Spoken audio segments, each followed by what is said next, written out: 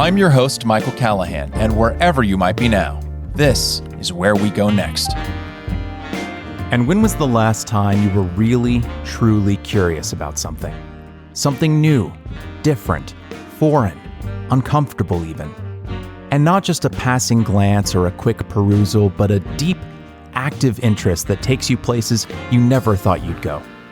Our guest this week believes that for us to better understand our world and each other, we must be proactively, intentionally curious. Mónica Guzmán is the Director of Digital and Storytelling at Braver Angels and the host of Crosscut's monthly interview series, Northwest Newsmakers. A Seattle-based journalist who lives for good conversation sparked by challenging questions, she's co-founder of Seattle newsletter, The Evergrey, and a recent fellow at the Henry M. Jackson Foundation and Harvard's Nieman Foundation for Journalism. Her guide to staying curious in dangerously divided times is due to publish Ben Bella Books in 2022. Mónica, thanks so much for joining us today. Oh, thanks for having me. I'm really, really excited for everything we're going to talk about. Well, me too. What a coincidence. So there is a lot of ground for us to cover today, as we kind of talked about in the lead up to this conversation. And I'm going to do my best to not let this unravel into a 1-hour Seattle love fest, though selfishly, I would be perfectly happy if it did.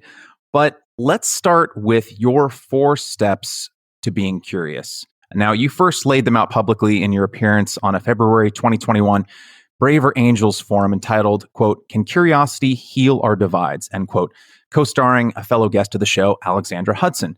So what are these 4 steps and why are they important? Well, I'll begin with the second part of that. Curiosity is something that we treat like a little muse that flits about our lives and sort of decides to come when we're feeling maybe joyfully creative. And we're very grateful for curiosity. And then we wave goodbye, right? I think that we're at a time in the world and in all of our shared lives where we need to use curiosity proactively. And in order to do that, we need to understand some of the basics about how it works. So these 4 steps are an attempt to do that. The first step is to mind the gap. So curiosity is found in the gap between what you know and what you want to know. And it's a craving, it's a desire for filling that gap. It's incredibly powerful at its most intense. But what you need is to keep your attention on that gap. If your attention drifts, that's it. You've lost your curiosity. It's not like the other cravings in our lives, like hunger and thirst, where you're hungry till you eat. You're not curious until you find the answer. You're curious until something distracts you or you decide to stop paying attention. The second step is to gather knowledge. Curiosity needs kindling. If you tread over the same networks, if you read the same sorts of voices, you'll get curious to go deeper into things, but you may not find yourself getting broader. And that to me is one of the most important steps because there's such a need right now to get broader. And I'm sure we'll come back to that. Then there's the step of embracing complexity. We tend to think of a puzzle, a question that is really complex, as something we don't want to do because it is confusing. Confusion is sort of this way of saying, ugh, wait a minute, never mind. Like I'm confounded, I'm confused. This is not fun. I don't want to go explore this. This desire for an answer here is no longer strong enough to get me through this negative feeling. If you recast confusion as complexity, it's a new framing where you go, oh, hang on. This is just many layers.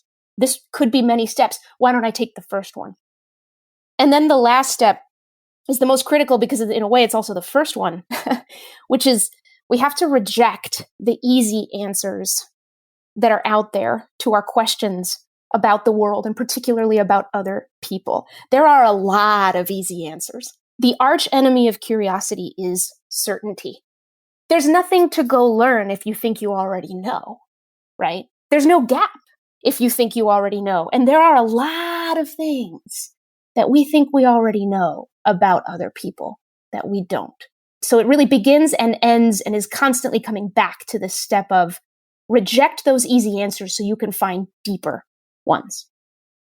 So A lot of what you just said, in spirit anyway, and in tone, reminds me of a conversation I had with Amanda Ripley, also a journalist who then became an author. My question would be, what's the chicken and egg here for you? Were you curious and then became a journalist? Was your curiosity kind of forwarded by your experience in journalism? What was the kindling that started the fire of curiosity, so to speak? Yeah, that's a great question. I actually used to be pretty terrified of other people when I was young. I still remember a Burger King in Somersworth, New Hampshire, and I don't know if I was 8 or 9, and my mother, it was a standoff. My mother just saying, "You will go up to that register and you will ask them for another salt packet because they are out of salt packets, and you will go and you will ask them." And I'm like crying. I'm like, I do not want to talk to strangers. I can't. It's just too scary. So that's where I started. And journalism beckoned me with the opportunity to tell stories. And what I didn't anticipate was how deeply in love I would fall with this bottomless mystery, I think, of people. There's all kinds of questions you can ask about issues and events and whatnot. To me, there's only one bottomless well, and that's each individual person. There is always so much to discover, right? And we know that just from our relationship. I've been married to my husband for 11 years. Like, there's always more to learn. It just never ends. We can still end up in an incredibly passionate and lively conversation with another human being, no matter how many times we have talked to them before. It never ends. So that's the kind of curiosity that I feel. It's almost like the gravitational pull. Like, I'm just constantly like, oh my God, people are cool. Like, people are so cool. And the whole world is people. It's all people. That's the frame with which I look at everything. All of our problems, all of our issues, cross communication, all of the tensions that are so hard to resolve. And it all comes down to people. I agree. I mean, I do have a podcast after all, but I'm going to kick off a bit of a sub theme here. And we talked about this before the recording. I want us to picture it as kind of a tiny, cynical monkey on the shoulder of perhaps some of our listeners. Okay. Mm-hmm. This little monkey that can somehow speak English, and it's going to ask some questions every once in a while in an effort to kind of push back against perhaps some of the silver linings, right? Yeah. So, okay, you said that the arch enemy of curiosity is certainty. I would agree. But it seems like today, in the age of the internet, there are so many ways in which we are incentivized to be uncurious, right? Mm-hmm. Like, let's take, for example, a Google search. A Google search will often start from a place of curiosity. It starts with a question. How do I do X? Where do I go to find Y? What is this mysterious looking wart on my arm? All those the things that we start off as curious, right? But Google responds to curious questions with certain answers, right? And we want certainty. We crave it. I mean, it often leads to a lot of arguments with our doctors because we're so certain that what we read on WebMD has to be correct, right? Mm-hmm. So I guess my first question, and sort of a multi-parter here, is how do we remain curious in an era in which we seem to be so disincentivized from staying so? Right. You brought up such good points. Certainty is not bad. We wouldn't be able to get anything done if we couldn't just call some questions answered and move on, right? Action takes information that we are to some degree sure of. So certainty is definitely important. And it's also very soothing, particularly with topics that scare us. There's been research done into how much curiosity is really an attempt to avoid a bad feeling of not knowing, right?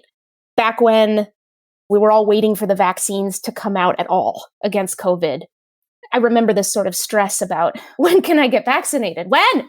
When?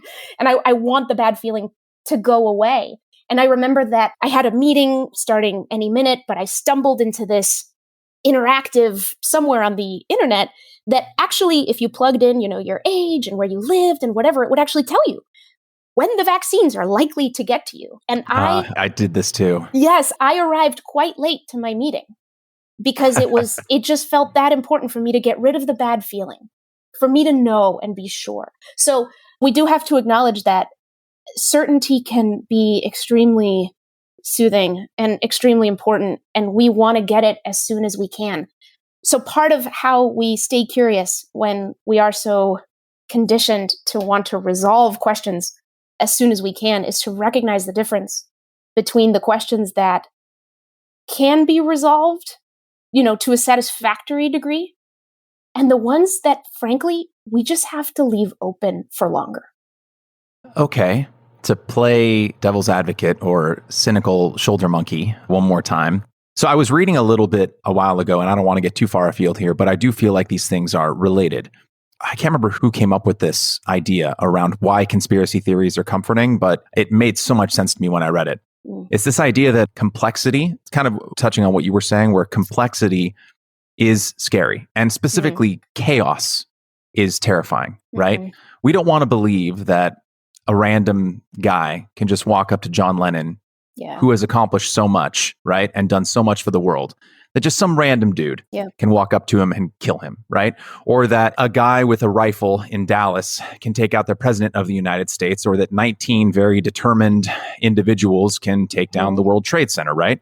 The chaos inherent in something like that. And I think we're seeing this around COVID and the vaccines, and we could spiral into that nightmare all day, but so we won't. I think that the hypothesis, if I'm remembering it correctly, is that in our desire for certainty in what can feel like such a chaotic world, that we reach for answers that provide a simplified and usually false answer to a very chaotic and complex set of circumstances. How do we avoid it?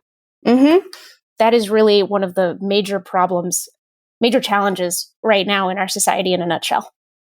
Sometimes when we look for answers, it's not like 2 + 2 = 4. The answer we're looking for is a story, a narrative where we know our place and we know the heroes and the villains. We know the relevant actors, and therefore it gives us a script. It gives us a way to know what's going to happen. And that gives us peace. It's largely about that. And I think you can map that very simple need for knowing our place in how we relate to each other and to our world onto so many things that we see all across human existence, right? Everything from the communities we belong to, the ideologies we follow, the faiths or religions that we ascribe to. Everything really is rooted in a story about the world that we have chosen to accept as the narrative that we're going to follow, that we believe in, right? And a lot of those narratives are extremely healthy and coexist beautifully. And some of them are extraordinarily deviant and harmful. The issue then, of course, becomes that an individual person who becomes attached to a narrative does it for their own reasons. And people judging them from the outside, it's not going to help. It's understanding more intimately that just might. Yeah, I agree with that. I think that there are, I don't know if it's personality types. I'm not exactly sure what the right word for it is. But I think that curiosity in a malignant form can be destabilizing to some people more so than others, right? Ooh, say more. Yeah. Yeah. And we can sort of witness a curiosity and how it can sort of spiral from a very young age, right? If you look at like a 3 or 4 year old, I've been on the receiving end of questions like this where it's just the word why over and over again until you exhaust all of your adult knowledge and then start to sound like Calvin's dad and Calvin and Hobbes, where you're just reaching for any answer just to get them to please stop asking why, because I don't know. I do think that there's something, whether it's our inner child or whatever it is, I think that there is something in us. And I think I talked about this with Jay Shapiro. It's that Kurt Vonnegut quote. I'm totally going to butcher it again, but it's like tiger got to hunt, bird got to fly, man got to sit around and ask why, basically. Love it. I know I'm misquoting it somehow, but it's that idea that within each animal, so to speak, there is baked into it an instinct, and that our instinct is to just continue asking why. I'm trying to figure out, and I'm asking this question maybe in 4 different ways to you, but I hope you can understand what I mean by it is how do we encourage people to be curious, but also where do we draw the line where we can say together that some answers aren't going to be simple and some answers may never come. Mm. And if you reach the end of a line with a curious line of questioning and don't get a certain answer, how can we be okay with leaving it open-ended? Yes. And I think that last bit is the most important. Most questions that we've asked for a long time will never get an answer. They will never get a final answer, I should say. One of my favorite frameworks to think about this, when you map it onto what one researcher I know calls wicked issues. He says wicked issues are those ones that keep coming up in society and that cannot be resolved once and for all. Or if they can, we're just not there yet. So for example, abortion or, immigration. Things where when you look closely, what's happening is that there are good values in tension with each other. He tells a story about 9/11. We're coming up on the 20th anniversary of 9/11, and how before 9/11, airport security was a certain way. And after 9/11, it was a different way. And what happened was the values that something like airport security puts into tension socially changed when 9/11 happened, when the attack happened. So for example, just to dig into that a bit more, we have this concern about this value of security, right? A society of people who live together want to be safe. We also have this value of freedom to thrive and freedom to move around our society. We want people to be able to make their own decisions and direct themselves as they will. So then 9/11 happens. And then these questions arise. Well, hang on. We're really concerned about security right now. And so the balance between security and freedom of movement shifted. And we had a new answer to the question of what is the right way to do security at the airport. And the answer now leaned more toward security and further away from freedom of movement. You got to take off your shoes, right? And then it went into some ugly places. Well, now we think we might need to profile certain kinds of people, all for the sake of safety and security of the greater whole. What about the fairness of that? That's another value that we care about, right? So each of these wicked issues, depending on when you ask the question, the values and tension may be quite different, all depending on the events that have happened and how we are interpreting them together. So those are the places where, like you said, we will absolutely keep asking why. We will not stop asking why, because the ground will always be shifting underneath us. And when I look around and I see all the time, I see this frustration with people who go, the answer is just this. Can't we just do this? And the answer, and of course not. No, we can't. We could if everyone was exactly like you and figured, how you would put those values. How you would negotiate that tension. But what about that guy? And her and them? What about everybody else? We all have our different priorities that we would bring to these questions. And sorry, but we can't just we can't just decide that one of those priorities reigns without trying to negotiate with all the others. Not if we want to live in a democracy, anyway. That's the premise. Yes, exactly. Okay, so there are a couple things there that I'm going to temporarily put a pin into, which I can bake into the next section. But I want to go to Braver Angels, an organization that I mentioned a couple times now, including the intro. Now, it's an organization I've witnessed firsthand here in Los Angeles, and one of its national leaders, John Wood Jr., was the featured guest in the first episode of this very podcast. So what has your role as digital director entailed? And what have you learned about the organization as you've become more deeply involved with it? So my role, digital director and also director of storytelling. Oh man, it's been so fun. I joined in May after a good year and a half of feeling myself pulled into volunteering with the organization. Braver Angels is largely a volunteer network. It is very grassroots. It's got people who retired and then spent more time working on Braver Angels than they ever did during their careers, more dedication, because there's just something so urgent to resolve here, or to at least try to address together. And people are really, really dedicated. It's phenomenal to work with them. The piece of my role that I'm most excited about is the storytelling. I think that right now we're suffering from a lack of models I bet you would agree with this, but we'll see. We're suffering from a lack of models of a better way. Usually when you see someone who is leaning liberal talking with someone who's leaning conservative, it's a fight, it's a debate, it's an argument, it's happening on national TV. And the point is not to learn from each other. The point is actually to speak to their audience and try to score points. The same on social media, largely unintentionally. A lot of people, well-meaning folks get sucked into feeling defensive, feeling provoked. I think of the internet as a non-place that makes us into non-people. I was saying earlier on that everything is people. And so when we forget... That's a great... I just want to jump. That's really good. If you haven't put that on a poster or something, I recommend it. There you go. That's really good. That. Yeah. But it is, right? I mean, anything that keeps us from seeing each other threatens us. I really believe that down to my core. And I think that the way that we are talking to each other and the way that we're not talking to each other has a lot of red flags for me. So coming back to storytelling, we're missing models on how conversations can happen in healthy ways, but we're also missing stories of regular people who have found their own reasons to think that we need to do something about all this. And those stories are everywhere, John. Oh my goodness. They are everywhere. And nobody's telling them. I could list off, person after person that I've met through Braver Angels, but not necessarily volunteers or people who work with me there, but the people who are finding themselves drawn to this larger mission of trying to build these bridges that we so desperately need. And again, are kind of like almost surprised to see themselves wanting to put so much energy into this. Off the top of my head, I'm thinking of Barbara and Rick, for example. Man, these two are incredible. They live in Minnesota. Barbara was the deputy chief of mission for the U.S. Embassy in Dublin, Ireland, until last year.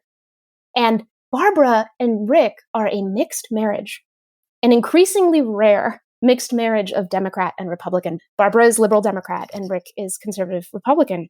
As things were heating up, leading up to the 2020 election, Barbara and Rick basically looked at each other and said, we can serve our country better from home than from here. We need to go home. And so they did. She retired early from her tour of duty, and they moved back to Minnesota with the express purpose of finding a way to tell their story about a marriage that has worked and the things that they have learned as people who pay a lot of attention to good communication. They want to tell their story so that they can help the nation. I mean, my gosh, what? I learned about them and I interviewed them and I told their story. And that's just the beginning. I could tell you several more, but nobody's hearing this, right? All we're hearing is the shouting. And it's not real. I just want people to see the truth. These things aren't being told and they need to be.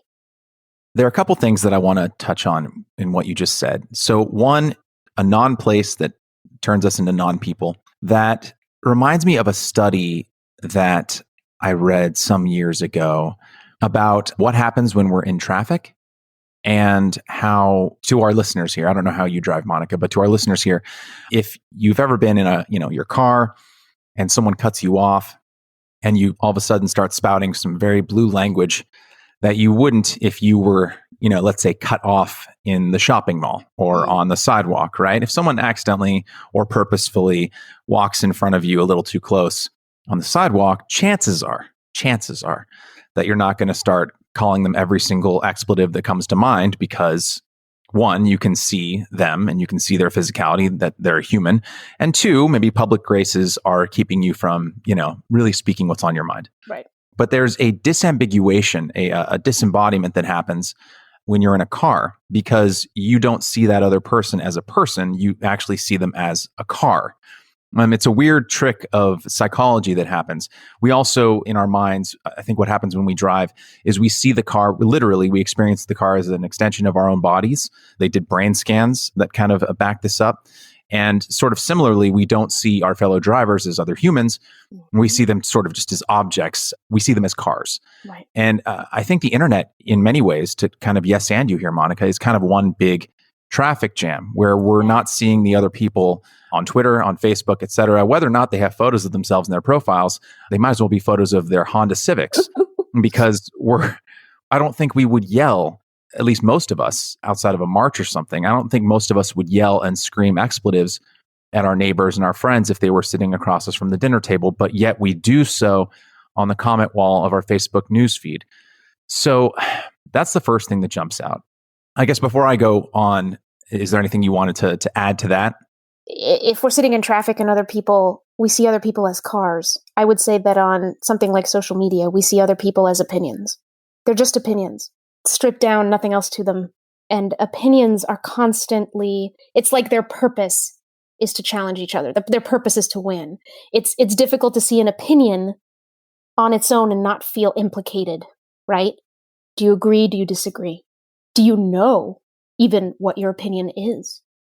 Right? People have talked about how the pressures of social media for everyone to have an opinion on everything. We don't have to. You know what I mean? Like, not until the internet did everyone feel this pressure to have an opinion on everything. That's the minimum viable unit that travels on there, is what we think about everything. No, I was just going to just jump in real quick and say, I think that you're absolutely right. And I think that it's also tied into this idea of, you know how once the cell phone existed, all of a sudden your work could reach you anytime after 5 or 6 p.m. It's become such a problem, even worldwide, that France recently passed a law a couple of years ago saying that employers could legally not contact their employees after work hours. It actually became illegal. Now, I don't know if we'd ever get away with a law like that here in the United States, but we might want to think about it, because I think that something similar is happening on social media.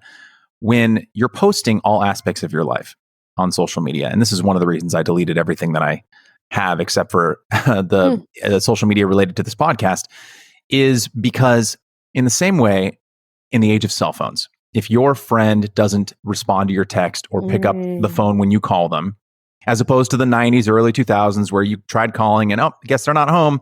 I guess I'll just have to wait until 8 p.m. when Jane calls me back. Now it's you send a text, and whether you have read receipts or not, if they don't get back to you within 5 or 10 minutes, you might start thinking, well, what's wrong? Does Jane not like me? Is she busy? What's going on here? Right? And none of that is probably true. But this idea that we can just message someone in a moment's notice creates this feeling in our mind that if they don't respond to us right away, that something must be amiss. And I think that with social media, it's like that times 10. You know, Monica, I noticed that you said pray for Paris, but when the Women's March came up, I noticed you didn't comment at all. I guess I'm just wondering, I'm just guessing, Monica, that you must care more about this subject than this other one.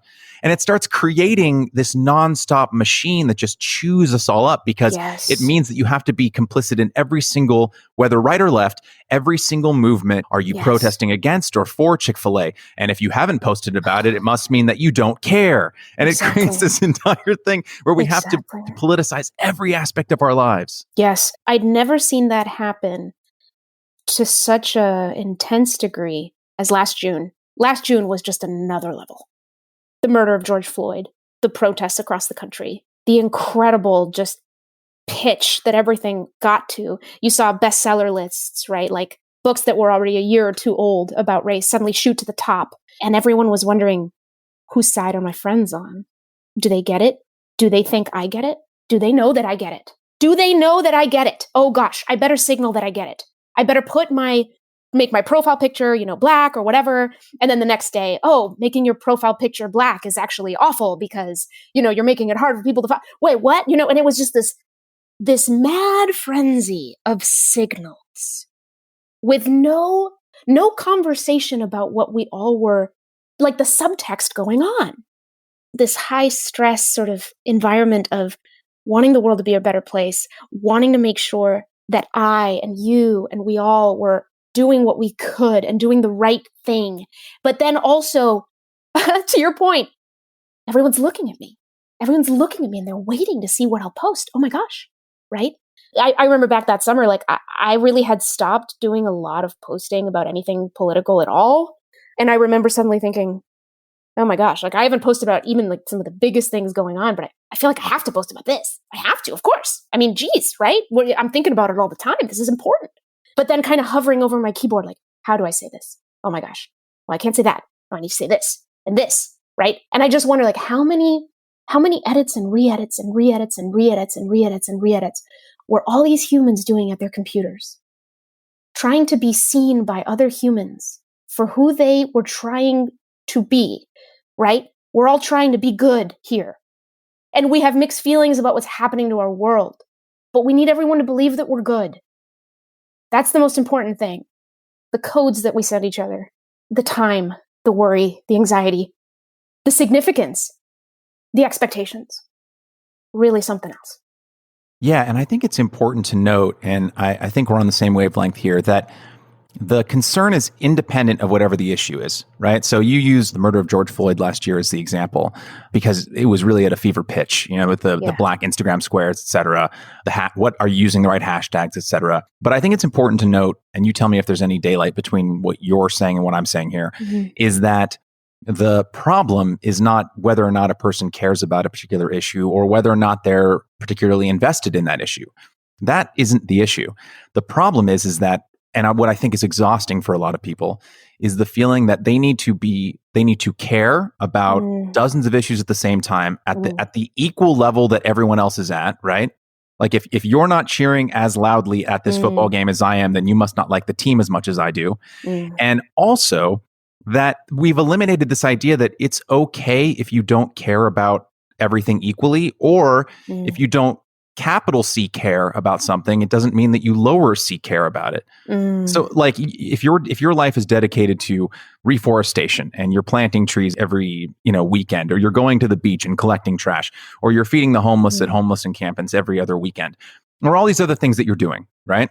We have limited time on this earth and we have limited energy. I can feel myself getting ahead of my final question here. It really matters. We have limited time and energy that we can use to put out into the universe. And some people use that time and energy for social causes, and then they can only direct most of their time and energy towards a select few. And then other folks will direct their time and energy mostly towards their families. Right? And does that make them less good if they care about their ailing mother or their grandmother who can't do grocery shopping for herself? And so they spend their weekends doing that rather than marching. The problem, Monica, and I think this is why these recorded conversations, these long form conversations are so important, is that it's getting chewed up online. This idea that if you do not dedicate your time and energy to the exact causes that I do, then you're a worse human being than me. And that is toxic. Yes. Yeah. No, there's total alignment there. What I think of is if people start telling their own stories into the same space, they will feel pressure to tell the same story. And I think that's what's happened. Places like Twitter and Facebook, but all these kinds of platforms is I tell my piece into Twitter and then I see other people's opinions. And if they challenge my own, well, it makes me feel a little anxious, a little judged. I don't want them to challenge my own. I want to align with them. I'm sharing, yes, a very strange digital space, but it's still a shared space, right? Even in a very, very small way. And so we put this extra pressure on each other. Can't we all just tell the same story? I think we need to tell the same story, don't we? Everyone here has to, if not agree on exactly every single issue, but we need to agree on the most important ones. And we all need to be talking about the most important ones, because otherwise, who are we? How do we relate to each other? How can we be sure that we matter if we don't echo some of the things that we're saying into this shared space with a shared story? It's, oh man, I mean, you could go so many directions from there, some pretty metaphysical ones. Well, to steer us a little bit back towards Braver Angels so we don't get stuck in the metaphysical realm like some sequel to Doctor Strange, the monkey is back, Monica. Hi, monkey. The cynical monkey is back. So speaking of Braver Angels, right, I want to talk about the problem of self-selection. So I'm sure you're familiar with the term immigrant pluck. I'm not. Immigrant This pluck. idea that, oh, you're not. Oh, wait. I think I've just figured it out, but why don't you tell me?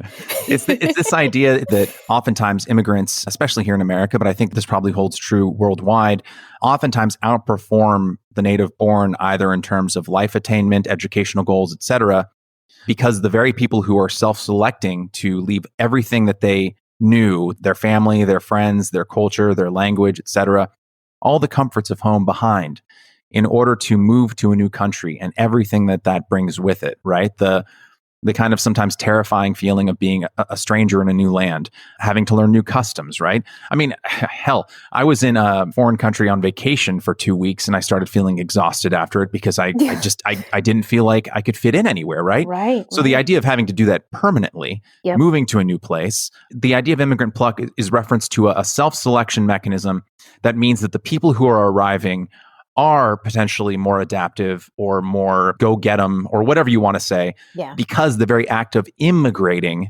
makes them so, right? They're less averse to risk. They're more willing to go the extra mile, quote unquote, right? And I want to be careful here.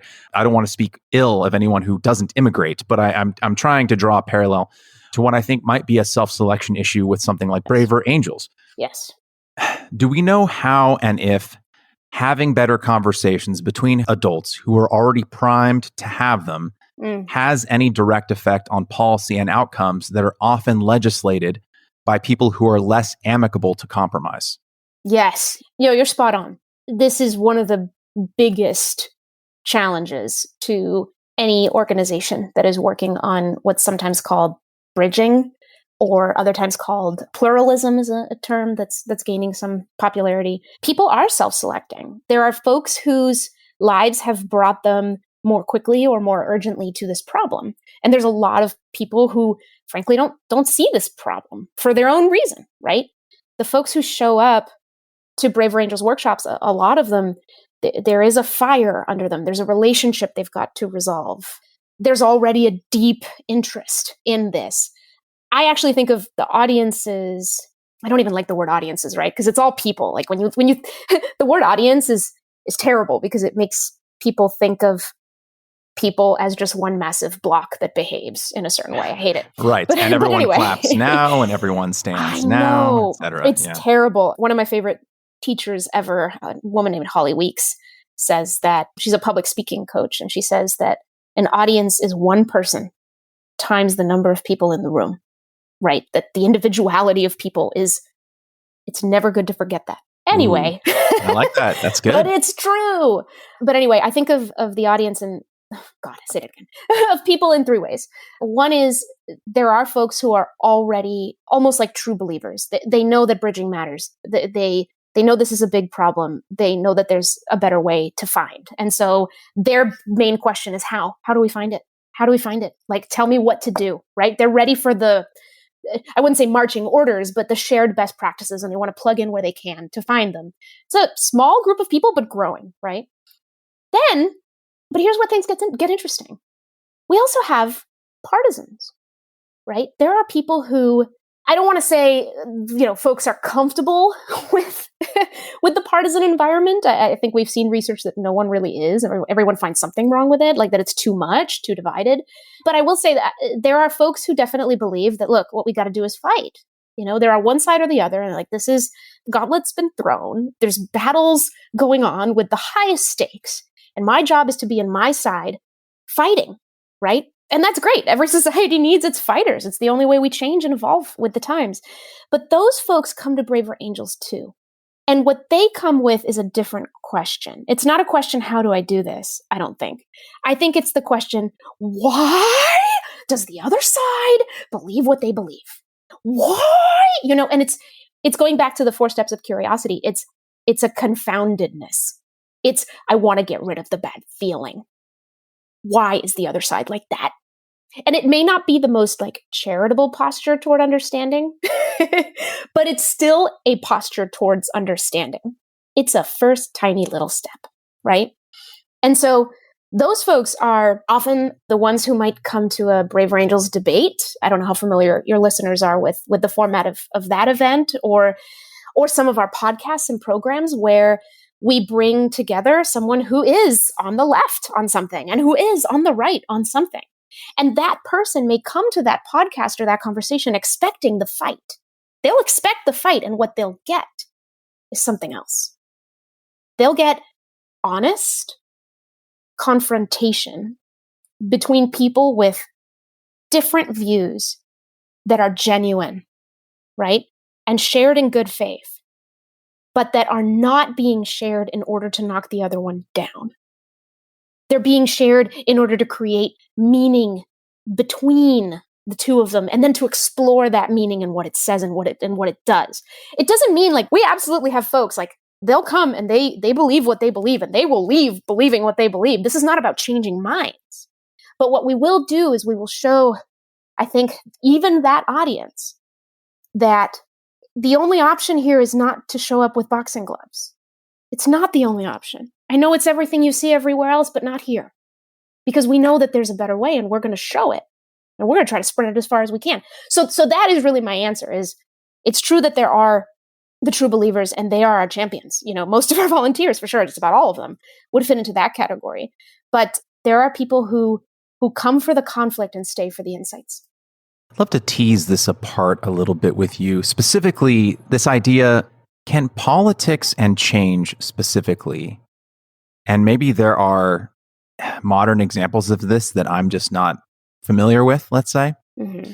But I'm sure everyone who's listening to this podcast, and I imagine you included, Monica, mm-hmm. has been in a scenario where we're watching a campaign rally. Let's say for the quote unquote other side, right? Mm-hmm. Or even if it's not the other side, maybe if it's our own side, but they're talking about an issue that maybe we're not aligned with them on.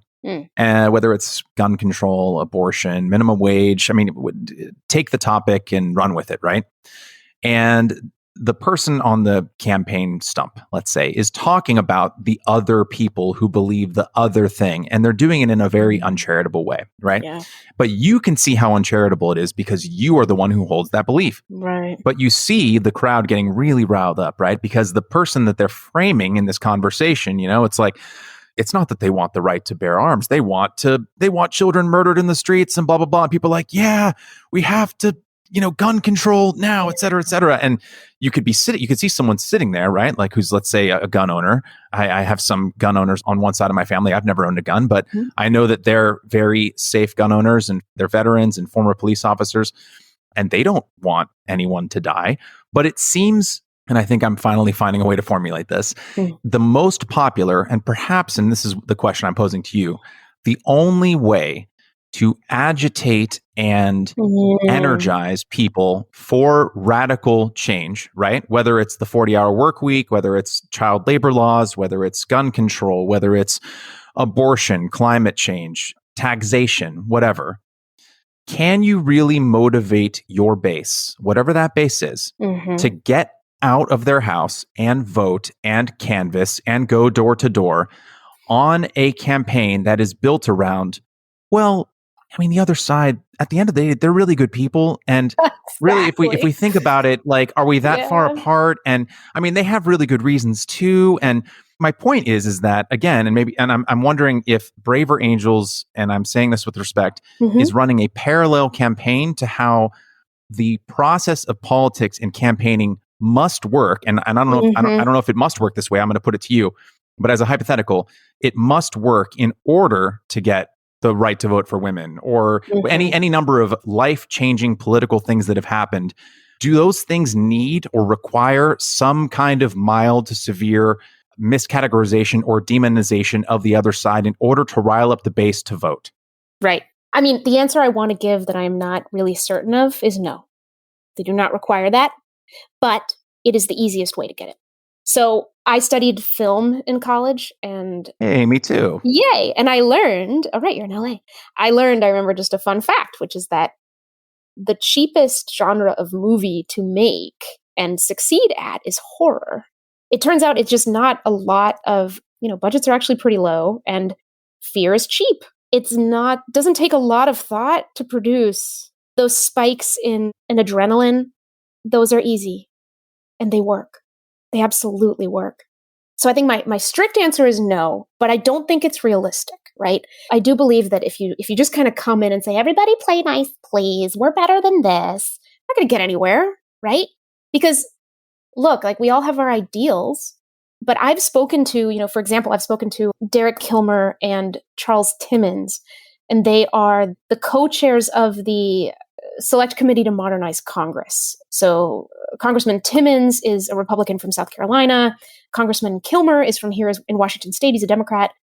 And talking to the two of them as representatives in the federal government, it was extremely clear to me when I talked to them that it's a toxic workplace up there. Congressman Kilmer was saying that when he first got the job, what people would ask him who had known him basically was, "Are you okay?" He told me that they sort of treated him almost like he had a terminal illness. Like, "Are you okay? Oh my gosh, you're in Congress. Good Lord. How are you? What? How are you handling this?" Right? How are you holding up? How are you handling this? Both of them were just so straightforward with me. Like, look, working here kind of sucks. It's like we want to serve the public, but we're trying to change it from the inside. And politicians are trying to change it from the inside. But I'll tell you, the news organization that covers the incredibly fascinating hearings of the Select Committee to Modernize Congress, which is tasked by Congress to, among other things, like address the dysfunction in the polarization, C-SPAN covers it. John, just C-SPAN, right? It's just not sexy enough for anybody else. And Frank, I'm getting a little pissed off because something is wrong here. So this idea, right, that all politicians are just like, look, this is the way the game is played. It's just not true. You mentioned in the intro that I had been part of a fellowship called the Henry M. Jackson Fellowship. And that's named after a legendary senator from the state of Washington, Henry M. Jackson. And so we went to DC and we had some very interesting on-background conversations with senators and representatives. And, I can't name names, but I will tell you, when the cameras are not on, they will tell you what they're really doing. Our elected officials are working tirelessly to get stuff done. And it seems sometimes like the ones that really get the stuff done are the ones that you never hear about, right? Because the headlines have been so corrupted by whatever divides. And I know that sounds extreme. Maybe I'm exaggerating a little bit because I just get so mad about this, but I saw a truth there that you just don't see if you follow political news, not even close. Our representatives are people too. And they don't like this. They want help, but they're having the damnedest time trying to get that message out. Is it that they don't like it, or is this, again, a self-selection issue, right? I think what you're saying is really important, that the ones who are striving towards the goal that so many of us want aren't the ones we're seeing for the very reason that they're not the ones we're seeing. If we think about, I'm not going to name names here, but I imagine all of us can conjure up images of congressmen and women and senators who we hear about and see about on the news and social media, and they're always appearing on Fox News or MSNBC, et cetera. But listening to you talk, Monica, I've realized that it's like the same 10 people over and over and over again. Oh, yeah. And it's created this feeling in my mind, which I'm just now realizing is incorrect, is that all people in Congress are doing this? Nope. But the vast majority of them seem to be keeping their heads down and working. That's exactly right. And that's what we're not seeing. And I respect them so much.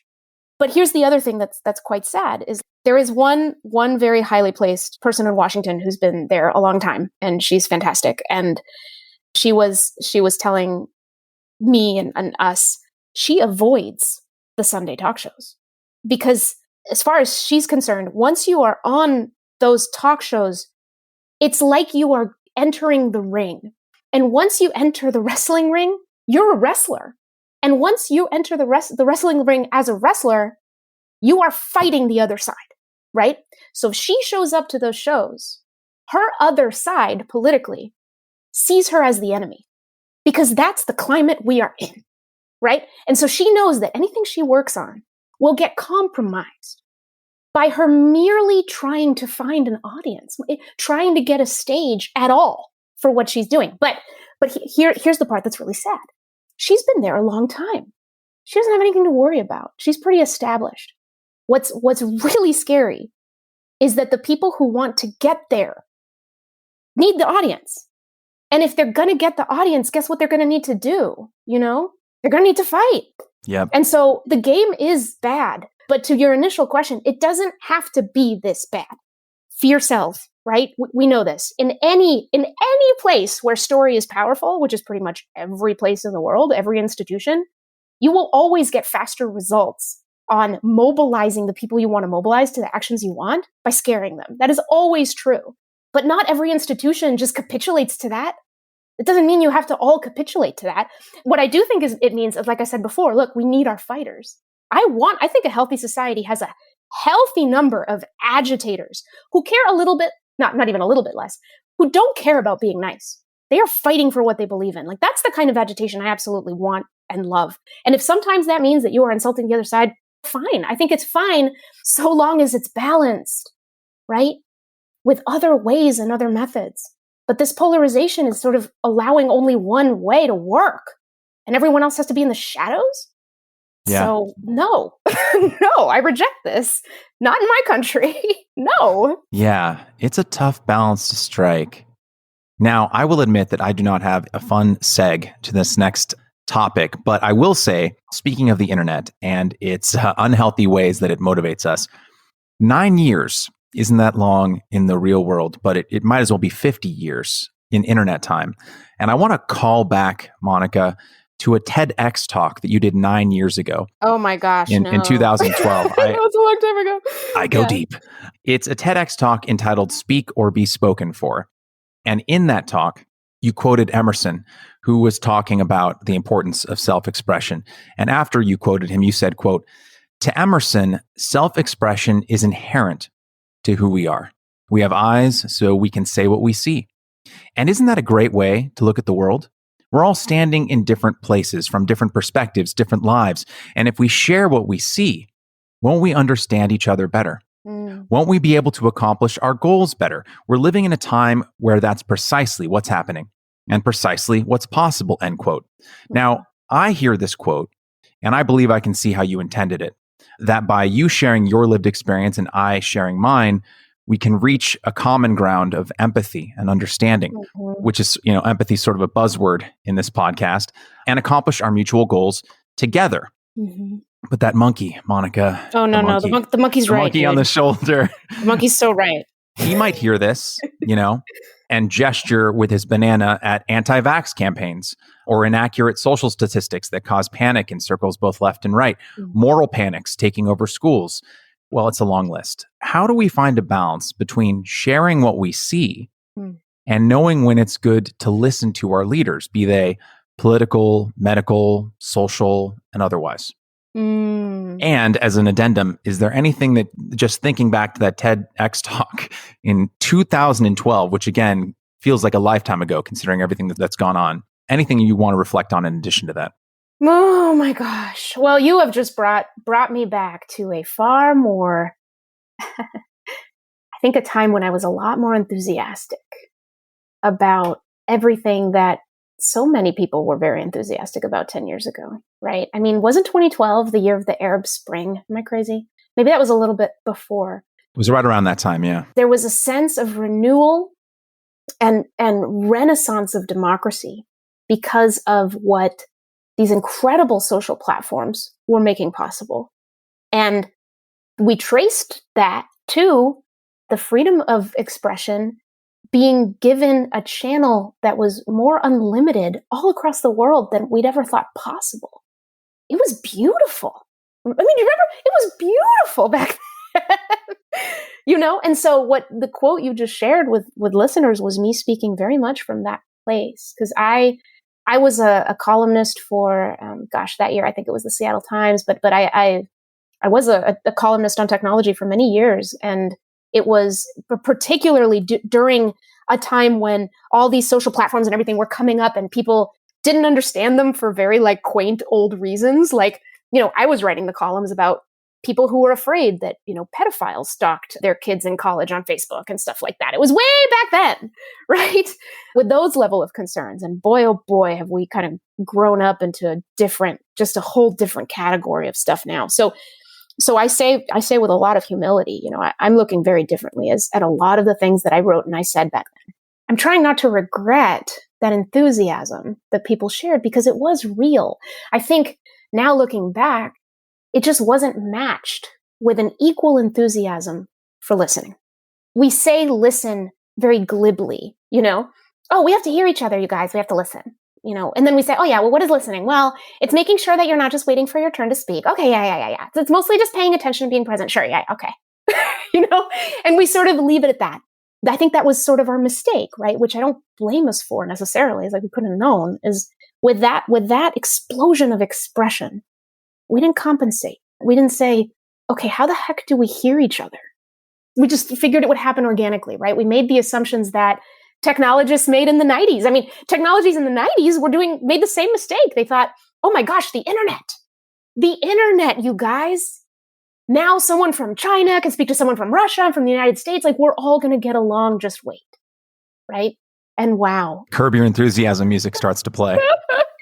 Right. So it's the same story, right? It all repeats itself. And I'm going to have to ask you to repeat your question because I've forgotten what it was. I know I was getting there. Just to add to what you said, it seems like we've gotten to this place now where we all want to speak our truth, but we all want to say the other person's lying. Exactly. That's it. I think you just nailed it. That's it. We think that the freedom of speaking our truth is the freedom of not having to really contend with anybody else's, and look at the pressure that that's created for us. I mean, it's a paradox, right? We need to be out there with our opinions and who we are, and we need to do it bravely, and we need self-care, and we need, and we need branding, and we need confidence, and all of that stuff. And somehow we also just need like a peaceful world, right? Like a stable, calm world will just kind of happen somehow. Like, no. And we've seen that over and over again. And I think the crisis is truly, truly, truly one of listening. Yes. And again, I feel like I'm saying it glibly because we haven't taken the time to really explain. But for me, the most important thing about what listening really is to me is that listening is about showing people they matter. Listening is not, I'm paying attention to you. I'm not multitasking. I'm not looking at my phone. I'm really listening. No. Listening is showing people they matter.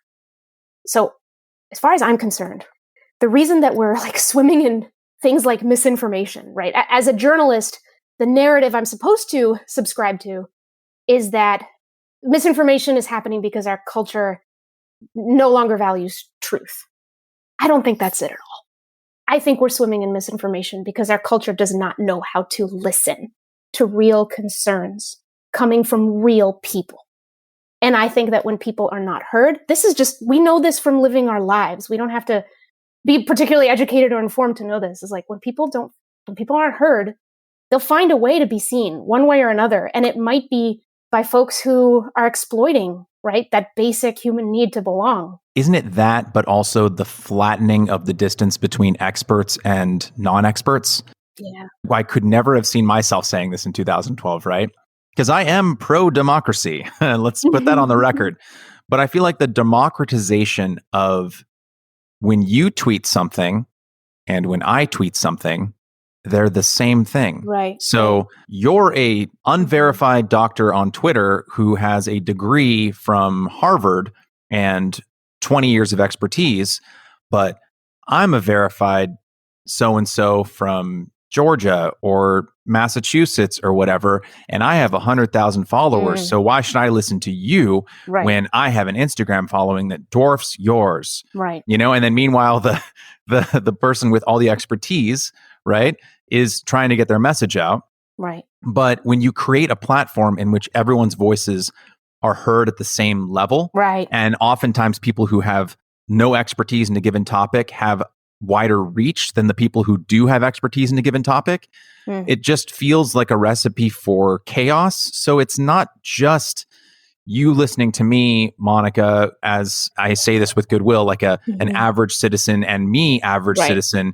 How do we also find that way to defer to people when it comes to very specific topics of expertise in which it shouldn't necessarily be democratic, where a WebMD search, to call back, is not held at the same regard as someone who specializes in oncology? Yeah, you know what? I think that ship has sailed. Oh my God. Honestly. Like, here's what I mean. I hope I understand. I hope you're not right, but I think you are. I hope I understand what you just said, but that was my sort of instant reaction. I was like, yeah, let it fly. I think that ship has sailed. And back in 2012, 2011, 2010, what you said was a problem. I and many others were saying was a liberation. The fact that somebody could speak at the same volume as Lady Gaga, as the president of the United States, I was like, whatever, was something to celebrate because, oh my gosh, here's this democratization is what we called it back then. This democratization of communication. Everyone has a shot of being heard. So that's complexity for you, right? The same thing can look evil and angelic, depending on how you look at it. And so I want to point that out, that it's true that a lot of experts who need to be heard aren't being heard because they are drowned out by folks who don't share their expertise. But this is where I want to kind of name. You said that people can all speak at the same level, but that's not actually practically true, right? Like if I joined Twitter today on a new account, no, I can't speak at the same level. I need an expertise to get to that level. That's the problem because the or expertise, just a very viral TikTok. Right. No, but let me expound on that, because you're talking about sort of expertise on things that really kind of matter, and whether it's public health or whatever, right? Like that kind of expertise. But on social media, there is an expertise of social media. So the people who actually reach really high levels are really good at being influential on social media. That is its own new expertise. So that's the people who get to the level where they drown out experts who ought to be heard. And what I want to do is demystify that expertise, that sort of almost like hidden world of how folks get manipulated into how we kind of raise people's blood pressure and get them to do things that maybe if they had thought about it for another minute, they wouldn't have done. I think a lot of these bad actors, that's what they're doing to us, right? We know this. I mean, coming back full circle, right? This is part of why I want us to be so much more curious about people, because we are being tempted, I think, to fall into this kind of helplessness that, well, it's all over for us, man. I mean, look around, right? Look around, like the people who are screaming nonsense and the people who believe them. What are we going to do? I think that there is a way to dismantle this. The bad news, I suppose, which is also good news, is that it's not waiting for politicians to figure it out. It's not waiting for the media to figure it out. I think it's each of us being just a little bit more open and a little bit more curious to the people next to us, to the people that we are around, so that fewer people go to social media from that place of vulnerability, from that place of just needing certainty and smooth narratives that make them feel good. If we do that for each other, right? Even a little bit more, 0.01% more for each other, I think misinformation would go down. I think vitriol would go down. I think our politicians would be able to do their jobs better. I think it's on us. I really do. I think you're right. And that I want to do a follow-up to that, but I can link it to a question in the next and final section of our talk, which takes us to the Evergrey and allows me to talk about my love of Seattle for a hot second while you have to listen to me. So your love of Seattle is clear and infectious. In 2017, you gave a talk called, quote, How to Make Seattle Your Own in 10 Easy Steps, about how to feel welcome in the Emerald City, which brings us to the Evergrey, quote, a newsletter all about Seattle delivered fresh daily at 7 a.m., end quote, which makes it sound like a delicious bagel.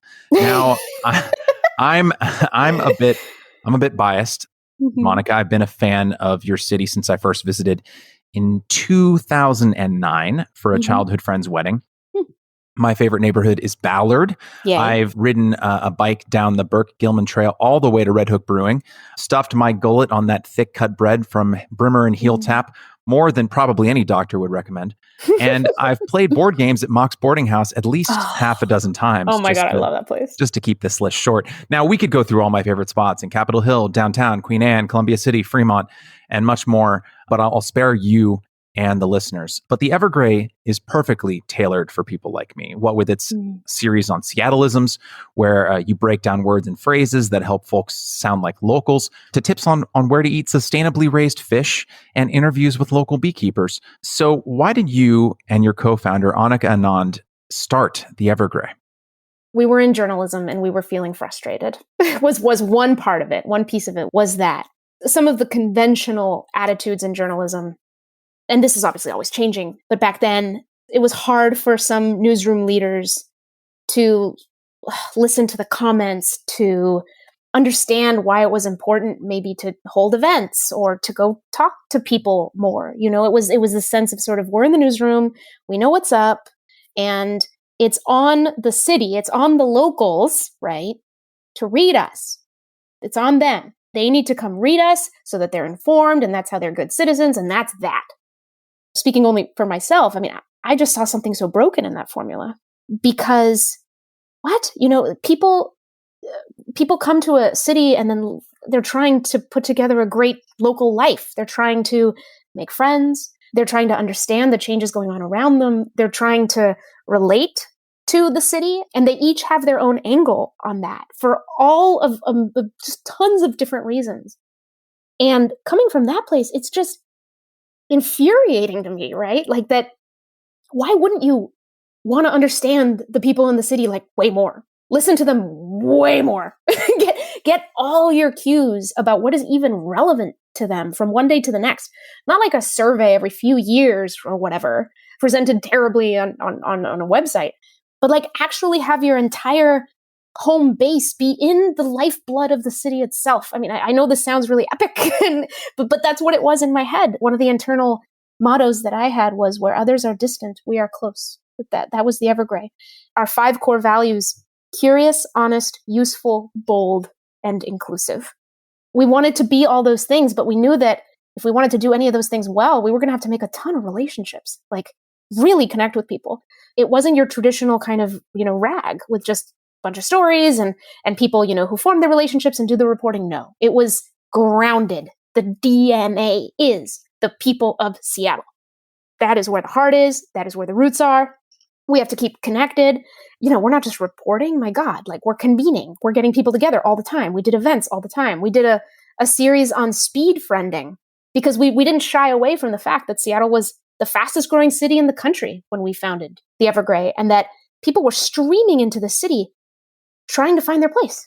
And we wanted to help them do that because we felt that if we help people connect to their city and to each other, the city itself becomes better as a result, right? We all want to live in a better city, so let's do that for each other.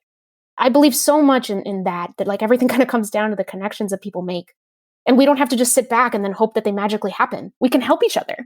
That was the whole theory of the Evergrey, and there it goes. It's awesome. Yeah, and it sounds like a good way to counter. Not everyone is going to understand, but the Seattle freeze. Oh gosh, yes. Famously so. The Evergrey is especially important in a city like Seattle. All of what you've said is wonderful, and it ties into the opening paragraph of a feature that was done about you and Annika in 2018. You were listed as 2 of Seattle Met's 50 most influential women in Seattle that year. And the intro to the feature says, quote, and this sort of echoes what you were saying, quote, Mónica Guzmán was only gone a year on a fellowship at Harvard, but when she returned to her home in Seattle in the summer of 2016, the former Post-Intelligencer reporter and Seattle Times tech columnist discovered a city transformed. Worse traffic, more homeless encampments, and a general sense of dwindling accessibility as communities moved further apart. And then it quotes you saying, so then we started the Evergrey, end quote. Yeah. And that's from How the Evergrey Fosters Community in Ever-Growing Seattle. So before I get to sort of the bulk of my question, would you say that is a pretty accurate additional description of the newsletter? Oh yeah, no, 100%. We were completely rooted in this extraordinarily disruptive time where people who had lived in Seattle a really long time and thought they knew the city had to reevaluate their relationship with it because it was changing so fast. And then at the same time, you had all these people who were new to the city and just weren't really sure what to make of it, how to find their own place in it, how to relate to it. Yeah, we needed help, right? Everyone needed to kind of help each other out. And that's what we were there for. Yeah. And I think that is a worthwhile and noble, and I'm not using that in any small way, goal. And I think that it is very easy for anyone listening to this podcast, and especially easy for myself doing this research, to draw a straight and direct emotional through line from you starting the Evergrey to working with Braver Angels to hosting the interview series for Northwest Newsmakers, right? You seem like a person who is very driven towards creating community, towards finding commonality with others, to creating and sharing communities with people unlike yourself. So I want to start my question by acknowledging all of that, but I want to tie the question back to something that I said initially when we were talking about potential limitations of Braver Angels, which is this idea that of sort of parallel tracks, right? Between what's happening in society and then what people who are like-minded and sort of aligned in sort of what they want to do with their own communities and lives, and how these two things might be coexisting, but not necessarily intersecting. So I'm going to rattle off some statistics here just as a reference point, and then I'll ask my question. So I appreciate the runway. According to the Seattle Times, homelessness has grown in Seattle and King County by more than 30% since 2010. And Washington State set a homicide record in 2020 with 302 murders. In June of this year, 2021, it was Seattle's deadliest month since 2008, which was the first year that data was publicly available from the Seattle Crime Dashboard. And it was a 125% increase since June of the previous year, 2020. By August of this year, there were already over 200 deaths from fentanyl overdoses in King County alone, which exceeded the 172 deaths recorded over 12 months in all of 2020. Again, I want to phrase this next question delicately, and I want to do so by partially turning it toward myself. So, as I mentioned in a recent episode with Irshad Manji, I started this podcast, at least initially, largely as sort of a therapeutic project because so much of our discourse and our politics felt like it was spiraling out of my control to such an extent that I felt helpless. And so I figured, well, I never want to run for public office because I'm not a glutton for punishment. So that's off the table. But maybe what I can do is start a sort of little community where like-minded people who may be feeling similarly out of sorts can tune in and listen to people, perhaps like us and other guests, talk with one another about important topics in a civil and nuanced way, right? So all of this is to say, the Evergrey, Braver Angels, and I'm posing this question with the hope that you can push back on me here. Yeah. The Evergrey is a vibrant, informative, community-centered work that I think anyone visiting or moving to Seattle or living in Seattle should sign up for if they haven't already. But are these projects, with my podcast as a prime example, a way for us to deal with the feeling that these problems are entrenched and intractable, and so we create communities that help us feel centered when so much feels out of our control? Are these projects running adjacent to these larger societal issues that so many people who are like-minded and well-intentioned feel like they can't change? So let's create communities where those of us who might feel exhausted or worn out or politically homeless can go? Or do these projects, in your view, can they affect the larger problems which oftentimes seem intractable? 100%. 100%. I mean, the Evergrey, one of the most amazing days that we had, must have been 2018, I think, maybe 2019. No, 2018. We did this series of partnerships with organizations around the city, and it was all about volunteering. So we had a theme around homelessness. And so we got something like 22 Evergrey readers out to help build a tiny home village in a neighborhood in Seattle. And as we were there, I'm looking around going, wow, like, this is awesome. Here's everyone actually doing something together and going for the paint, having the sandwiches, that we'd kind of figured out a way to get, and talking about homelessness. And I remember that there was one woman there. She was a bit quiet for a while, and then she kind of started talking to me. And she said that it was the first time she'd ever volunteered in her life for anything. And that really meant a lot to me because the whole point of the Evergrey, I mean, it's exactly what you say. Like, this is not a salve. In fact, from the very beginning, I was like, no way is this going to be some artificial, like, lip service to the idea of making our city better. No way. I know what that looks like. And I want no part of that. Right? So, I mean, thing after thing, we were always asking ourselves, how do we get people to do something? Like, what can they do? And that's what it was all ultimately about. Do you mind if I ask, when you were speaking with this woman who had never volunteered before, did she say to you what caused her to, was there something in what she read in the Evergrey? Like, what motivated her to change? I remember that she said that she thought it would be fun, right? What I read in that was, I don't think she said this to me, but that she wanted a community. And she kind of started to make one, right? Like, I didn't follow up with her afterward. We had a thing in the Evergrey where we name people in our community as often as we possibly can, because that is one of the ways in which we show that our city is us, that it's people. It's all people, right? I might talk about Mayor Jenny Durkin or whatever in the Evergrey, but if I'm talking about, I'm going to make up a name, right? Like Melanie Millay or something. And Melanie Millay is a reader. And thanks to Melanie, we knew about this opportunity that we are now passing on to you for you to go and help with so-and-so. Melanie Millay's name is in bold in our newsletter. Not Jenny Durkin's, but Melanie's. We are the sum of this. Like we together are who matters, is the people here. That was in there. That was the bedrock of the whole project.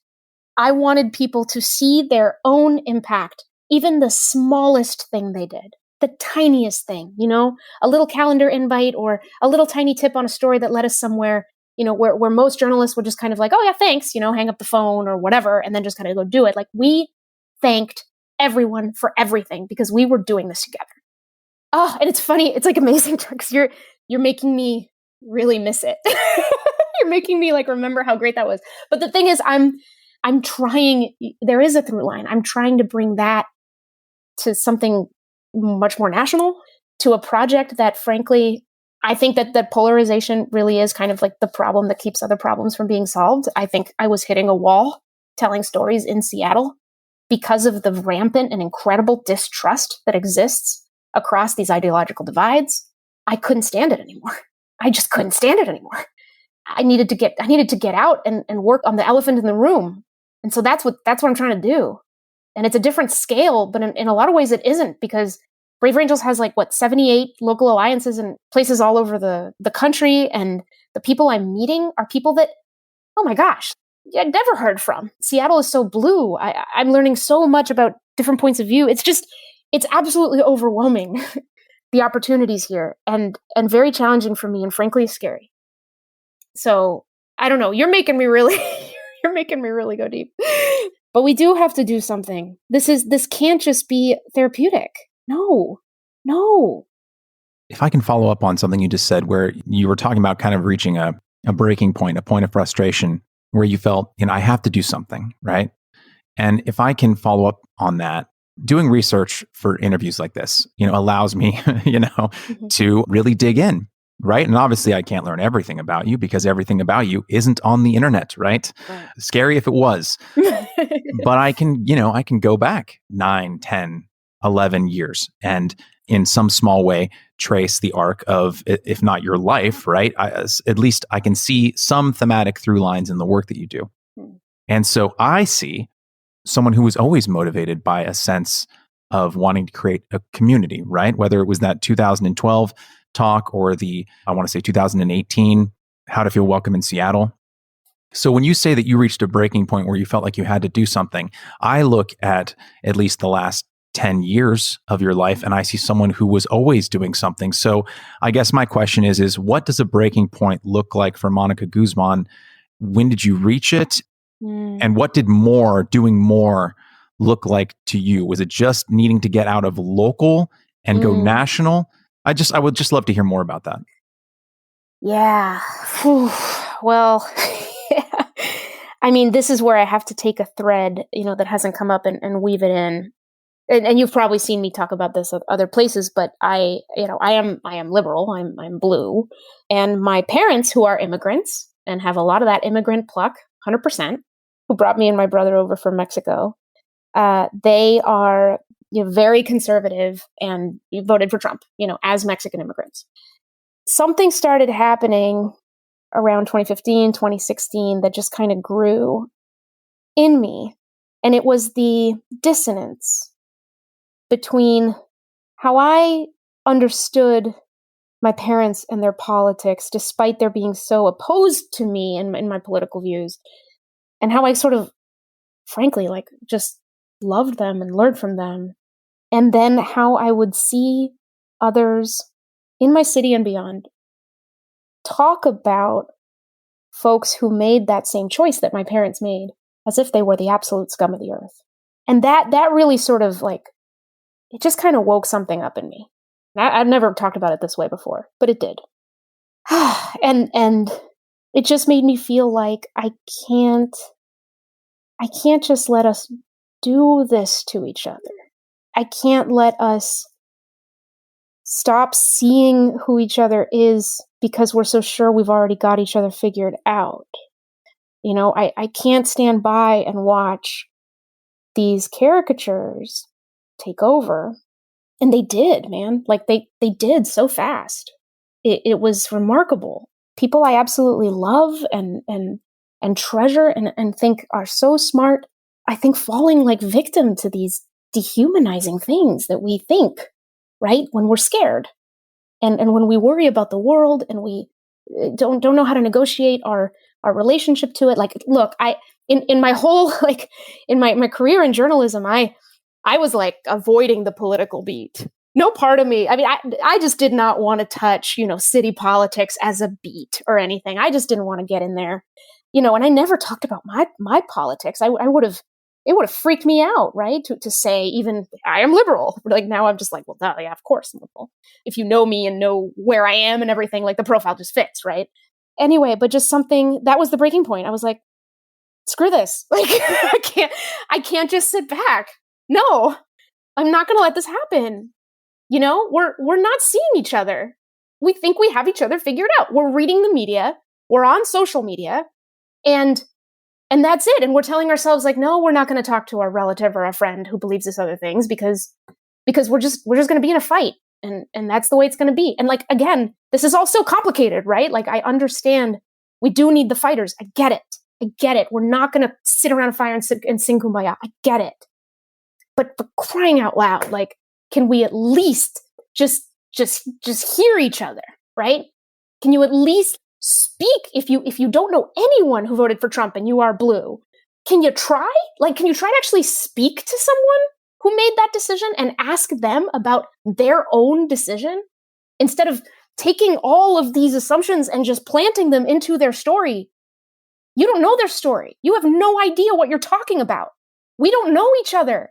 We're talking to each other more than humans have ever talked to each other ever before at a scale that is unbelievable. And we know less.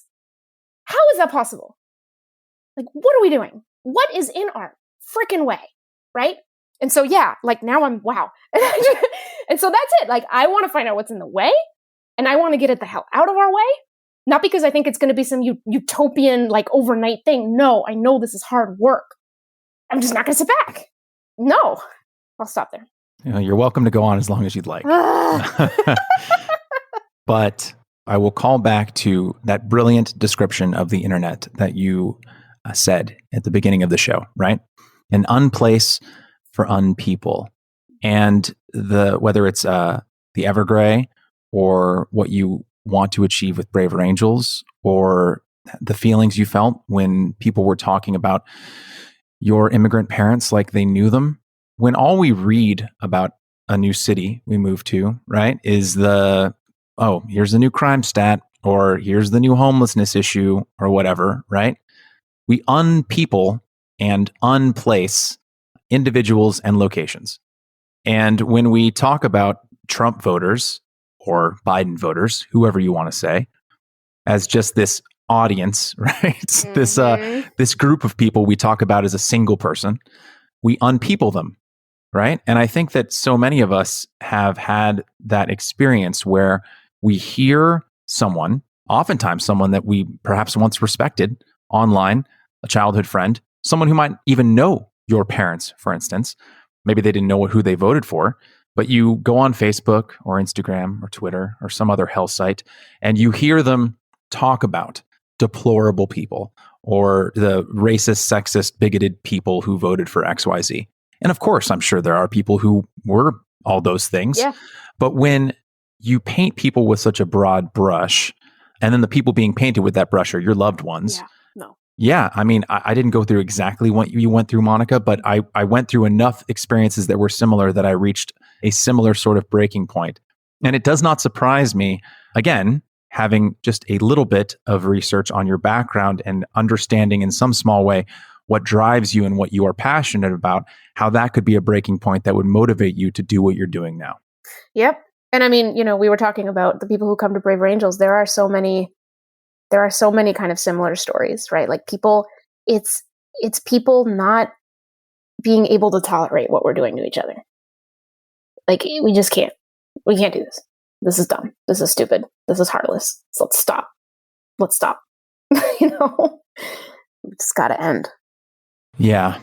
Monica, normally I would transition directly into our final question, but I will only because it's my show and I can talk about whatever I want. Before we get to our final question that I ask every guest, what is one of your favorite restaurants and what is one of your favorite activities in Seattle? Ooh, and why? fun. Oh my gosh. Oh my gosh. Okay, favorite restaurant. I'm going to go with Din Tai Fung. I don't know if there's a Din Tai Fung in LA. So there is. It's there delicious. is. Yeah. I mean, Soup it's not dumplings. Yeah, exactly. It's not local to Seattle, but it's a Taiwanese chain that originated in Taiwan and like is incredible. And my 8 and 9-year-old son, for his New Year's resolution, was like, eat more Din Tai Fung, and so we did. we just went and got soup dumplings, and it's there's just nothing like those soup dumplings, nothing. So I'll give it up for Din Tai Fung. It is definitely a destination here. There's 2 locations in the area, and you have got to get there with your whole party before they seat you down. They're And always crowded. You can't call ahead, and you have to get there. And so usually, you get there, and then you have a plan. Like someone kind of sits there while the rest of you go shopping for 2 hours, until they call your table, because that's just what you have to do. And then what was your second question about Seattle? What's one of your favorite activities? I'll go to the thing that the very first year that I lived here, I loved doing this, and I still do when I can. There's something called the International Children's Fountain. It's right there at Seattle Center. It's the most like cliche kind of tourist location. But the Children's Fountain is this, in the summer, there's like all these parents bring their kids, right? And their kids just like have their bathing suits, and everyone just runs through the fountain. And it's like this beautiful kind of almost little crater in the ground, and the fountain dances to music. And I once did a story on the person who choreographs the fountain and, to the music. And it's just utter joy. You sit there, and I'll work or I'll read, and I'll just watch joy happen in front of me in the form of like kids pulling their parents into the splash zone. And man, it's just like a celebration of everything. I really love it. Okay, one more question. Okay. When did you know you had fallen in love with the city? Oh, my answer came immediately to mind. I can't remember exactly how many years I'd been here. Somewhere around maybe 4, something like that, where it must have been early October, late September. And I opened the door just to go out for the day or whatever. And I'm in my flip-flops or sandals, and I smell the air. This all happened without my consciousness being alert for it at all. Okay. It was all unconscious. I smell the air. I recognize fall, and I close the door and I go back indoors to go get my boots, to switch to boots, because it's time. And then like, as I was kind of walking to get my boots, like something just kind of hit me, and I was like, oh my God. I'm so happy. I am more excited about the fall than the summer. This is when Seattle comes alive. This is when Seattle is what it is. This is the evergray. This is when the gray comes. This is when the rain comes. This is when the city gets its definition and its pride. This is where our coffee shop culture comes from. This is where our third place culture comes from. This is why, you might walk around on a rainy evening in a happening neighborhood and see almost no one in the streets because everyone is inside, right? Like forming relationships in all these communal living rooms with some warm drink in their hands. This is Seattle. This is it. I can't wait. Like, let's do this. Get the boots on. Let's go. Yeah, just hearing you talk about it, and I don't even live there, but I connect with it so much. I was kind of a weirdo here in LA because at least up until obviously 2020, I would take summer vacations in Seattle almost every year. And, my friends would be going to Europe or Hawaii or some tropical island or whatever. And they'd be like, oh, where are you going, Michael? I'd be like, Seattle. And they're like, what? And I'm like, it's just the most beautiful summers, guys. You don't understand it. Oh yeah, absolutely. And you drive 2 hours up north to Anacortes and go to the San Juan Islands. I mean, my God. It doesn't get any better than that. It really doesn't. I'm so thrilled that you love it. I mean, why don't you move? Why don't you move here? I am trying. I just have to find the right job opportunity, but it's not for lack of wanting. Okay, cool. Oh, we will. I'll keep you posted. Please do. Please do. But to take us to the final question that I ask every guest, I would be remiss if I did not ask you, as individuals, Monica, we are not an audience, but rather individual human beings, and we are limited as we've spoken about in this very conversation, in our time, our energy, and often in our capacity for empathy. Even the most well-intentioned, caring person can't be thinking of every other person, every group of people all the time. It's just impossible. So, is there someone or a group of people in your life or in the world at large right now that you would like to take a moment and offer empathy to? I want to offer empathy to everyone who feels unseen and misunderstood. I think I've learned a lot about that experience lately, and it can happen for so many reasons. Our homeless neighbors in Seattle feeling invisible, like literally walking through the streets, right? Doing things that would seem kind of abnormal and strange, perhaps, but nobody looks at them. No one notices. And I think about people who feel misunderstood in their own family, people who go to the internet as a refuge because no one in their lives can hear them, maybe. And maybe they find something there that's not good, but at least it makes them feel like they matter. I want to offer empathy to them too. Everyone who's just like sick and tired of being undercounted because of something in their identity. Oh my Lord. And we've all had, I shouldn't say we all, but a lot of us can relate to that experience, and even in some of the smallest ways, being bullied in school or whatever. Like, there's always something, but there are folks who have that in 10 layers or more, right? Oh man, just that experience of feeling alone in a world that is talking all the time, of feeling you're shouting into the ether. You don't know how to connect to anything. I want to fix that. I want to fix that. And no matter where you have gone on that path, even if you've gone somewhere maybe you're not proud of, I still have empathy for you. Well, thank you, Monica, for sharing that with us. And thank you so much for your time and your work. And without blowing up your ego too much here, I would imagine that anyone who has listened to this conversation would say that someone with your mindset and with your goals is probably very well suited for an organization like Braver Angels, and especially someone who is in charge of storytelling. So thank you for your work. Thank you for your time. And thanks for remaining curious so that when sometimes the rest of us aren't, we can look to you. Thank you. This was amazing. Thank you for such thoughtful, incredible questions. You've really made me think about things at a level that I haven't, and I really appreciate that. Thank you. It was my honor. Thank you.